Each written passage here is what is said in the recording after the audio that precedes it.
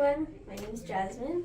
I am an English tutor here at SSP, and I'm here to talk to you all about how to write about yourself, whether that's in a personal statement, elevator pitch, I don't know, any sort of introduction you want to do.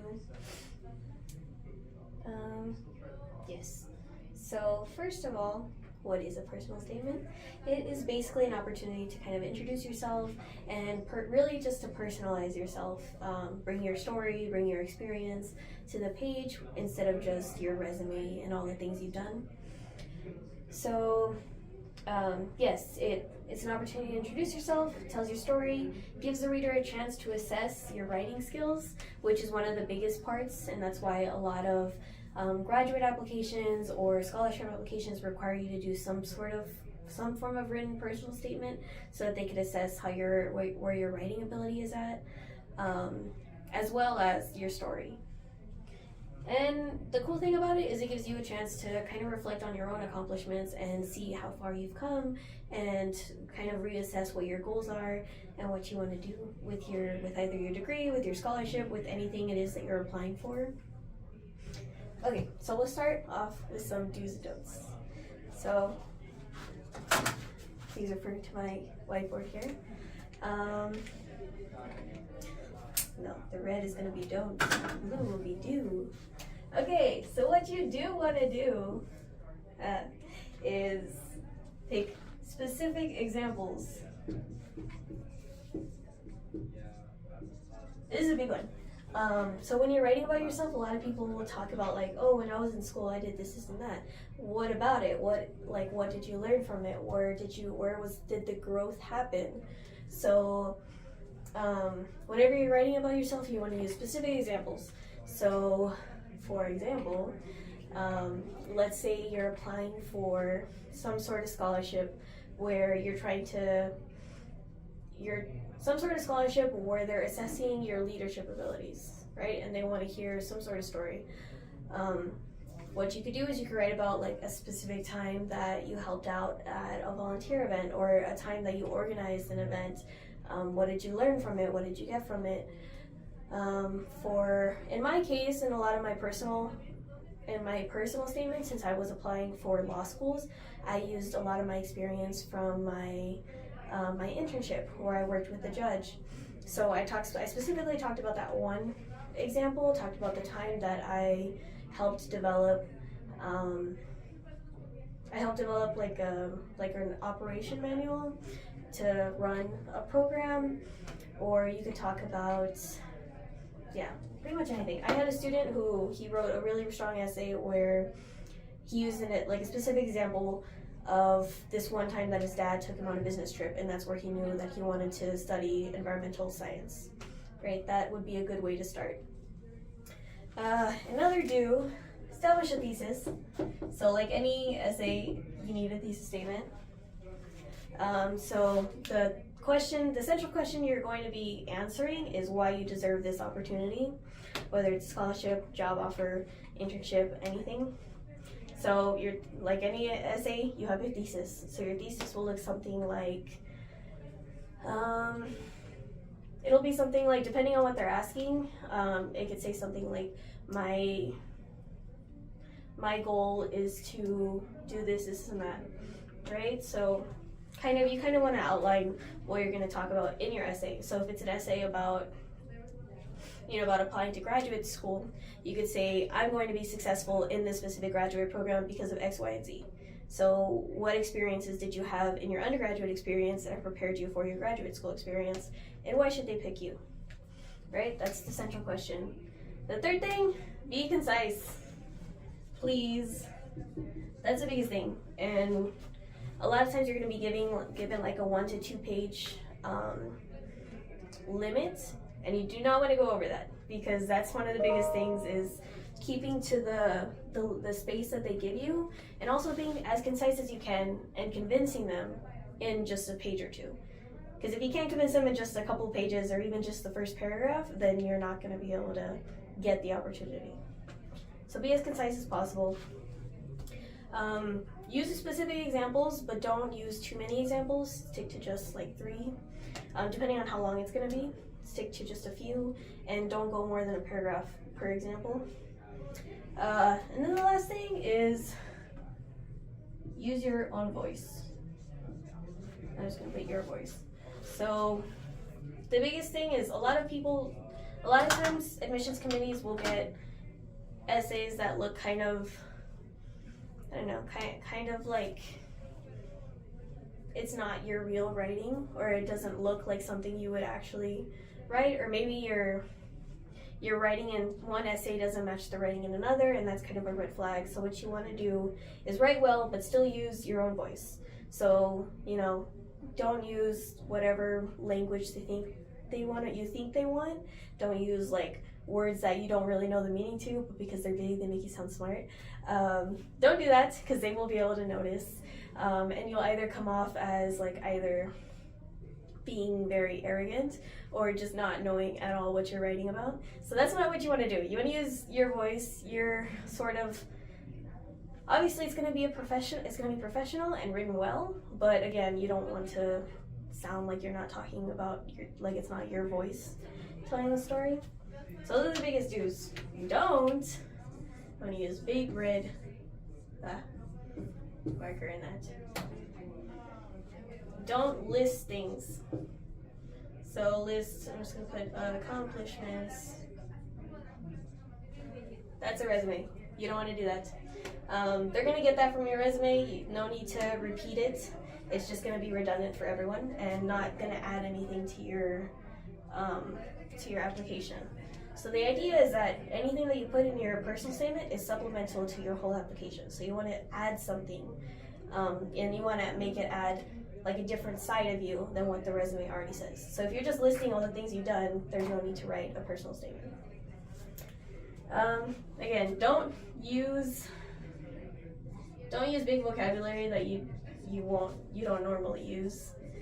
A lot of times people will go on like thesaurus.com and like say what's a better word for this. You don't want to do that. You want to use the words that you would normally use in a professional written setting. You also don't want to get caught like using something in the wrong context. So yeah, it's not going to make you sound smarter. So use your own language, your own voice. It'll make you sound more authentic, more personable, and will ultimately be more appealing to an admissions committee. And then number 3, don't tell the reader what you think want to know. Don't tell what they want to hear. I don't know if you can see that, but that'll be the biggest one.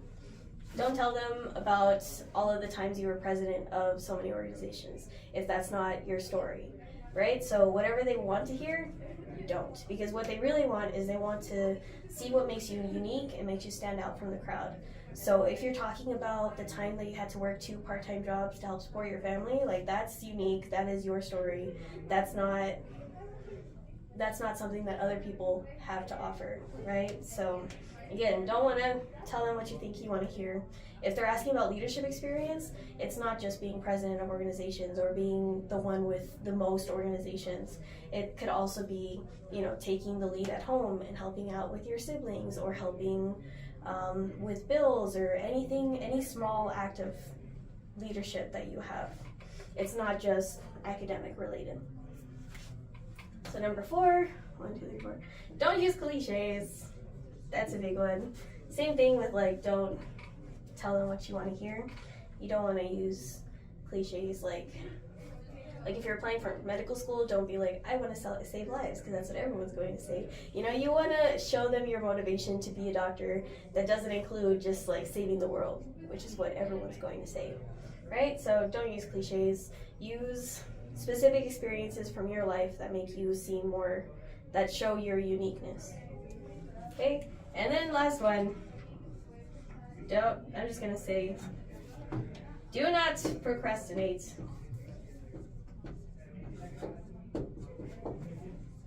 Please don't. It took me 3 months to write my personal statement. I got it reviewed by everyone and their mother. So that's kind of what you want to do. Don't procrastinate, don't wait till the last minute, because it will show in your writing and won't help your chances. So what you want to do is you want to start early. You want to start outlining early. What I did, I guess in my experience, is I started applying to law schools as soon as they opened, so in September. So I started writing my personal statement over the summer. So that's when you want to start, especially since it's the summer. You're not really taking as many classes, or you don't have as many responsibilities, so it's a lot easier to find time to sit down and actually work on this. Okay, next slide. Okay, so I'm erasing all of this. So the next thing is, when you're outlining, there's specific questions that you want to ask yourself to kind of give you a clearer sense of what it is you want to write about and what you want to tell. So I'm just gonna write it down. So first question, what do you want to accomplish? You want to accomplish. So are you trying to convince them that you belong in their graduate program? Are you trying to convince them that you should get this internship opportunity or this scholarship? What are you trying to do? And what do you need this specific opportunity for? So if it's graduate school, what is your ultimate goal? Like if you want to go to med school, if you want to go to law school, what do you want to do after? If you want to go into a graduate program in English, creative writing, I don't know, business, how will that help you get to where you want to be? So that goes into the next one, career goals. You want to have a clear sense of what your career goals are. I have served as a panelist in different in a scholarship committee where we actually get to evaluate high school seniors and do interviews to decide whether or not they should get a scholarship. And one of the biggest things that stuck out to me was having a clear goal, what you want to do. Obviously, they're your high school seniors, you don't know, no one knows exactly what they're going to do, but if you have some sort of plan set out. Because if you think about it like this, they're making an investment in you, whether that's in allowing you to go to their school, giving you their money, giving you a different opportunity. They're making an investment in you, and you want to make sure that it's a good investment. So it's kind of like a business pitch, right? So how is their money going to benefit them and come back, right? So again, so you want to have clear career goals. Number 3, how will it help you? So same thing I've been saying. What are your goals? How will this specific opportunity help you achieve your goals? So if it's a scholarship, will this scholarship help you to not have to work and be able to focus on your classes so that you can get all A's, so that you can go do internships? What is it that will help you? Number 4, have you had to overcome any hardships in your life? So obviously this is not a place where you can just kind of trauma dump everything, because that's not going to get you anywhere. What they want to see is they want to see growth. So think of all the hardships you've had in your life, kind of make a list, think about how they've affected you to where you are now, and how you can incorporate that into what your career goals are going to be. Number 5, what makes you stand out? So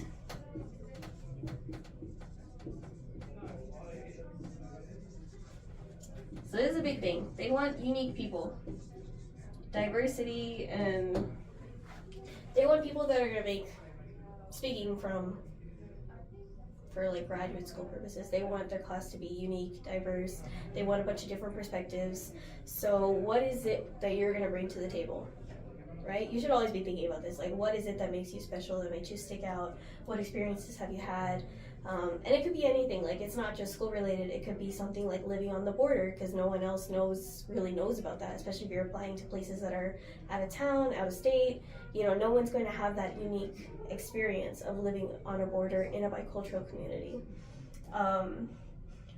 You could talk about any unusual circumstances that you've had that have made you stand out. So have you been working since you were 16 to help support your family?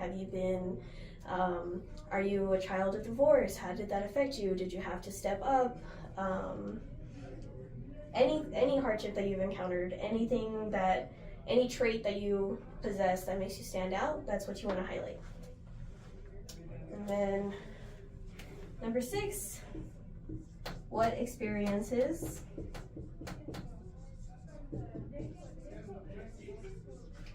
have shaped who you are today?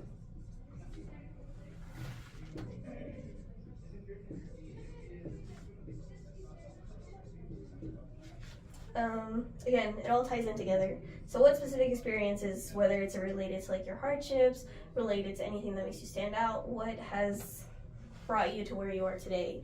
And the idea is not to talk about like, oh, I had such a hard life and now like, you know, this is what I'm doing. It's more to kind of show like from where you started and what you did with it. Right? Because I mean, anyone can go to college. Anyone who came from like a wealthy background, who had parents that went to college, that's kind of expected for them to go through college and get their degree, which it's still meaningful, but it's not as meaningful as someone who no one in their family went to college and they're a trailblazer and working towards a degree that their family doesn't really understand how it's gonna help them, or doesn't really understand why they're doing it. That shows a lot of character. So these are unique experiences that can help shape you, that you can highlight, that you can discuss in either personal statement, you know, even if it's, or like even in interviews, like just having an idea of like your answers to these questions will help you so much.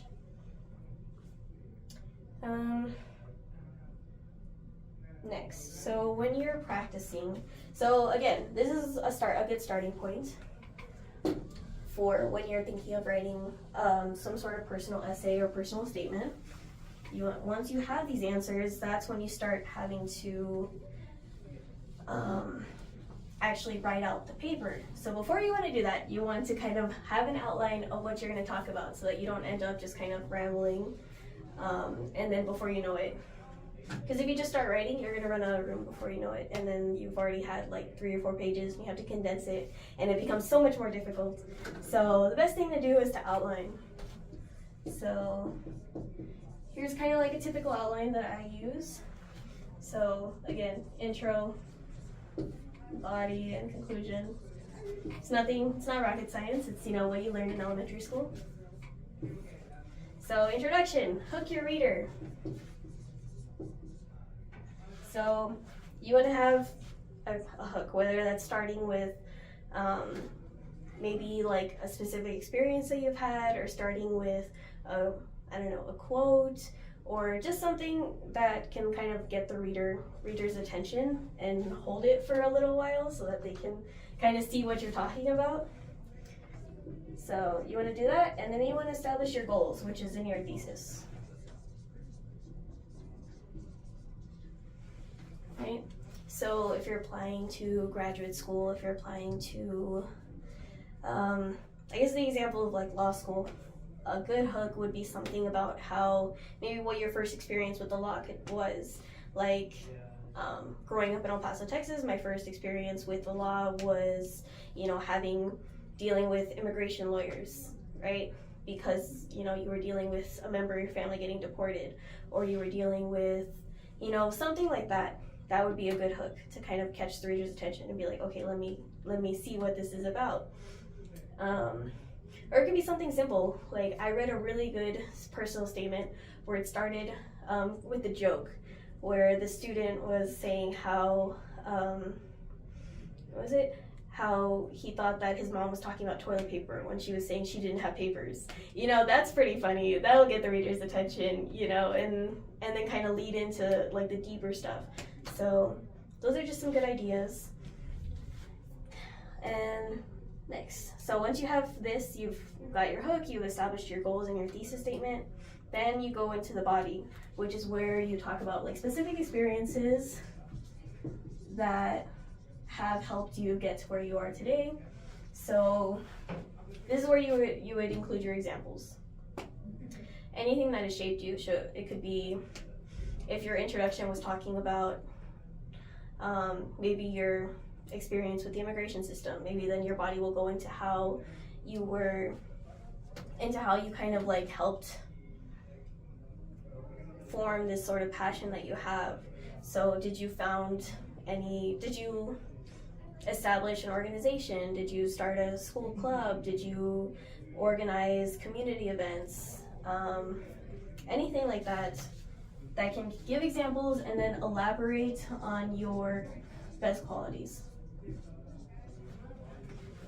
Nope.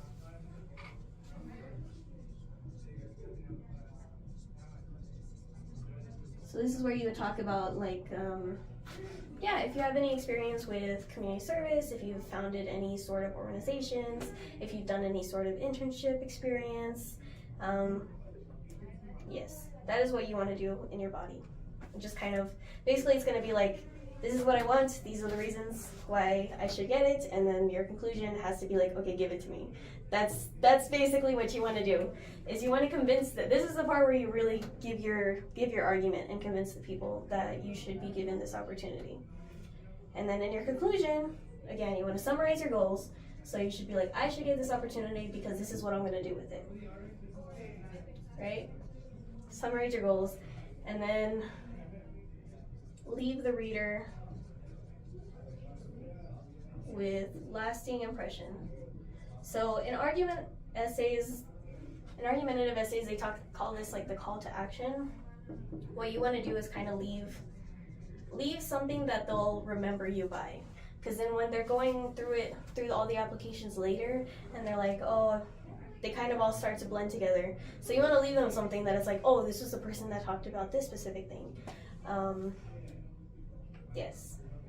So this is the basic outline of a good personal statement.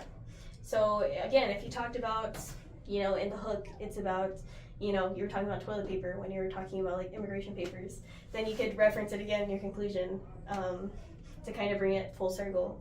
So there's some ideas.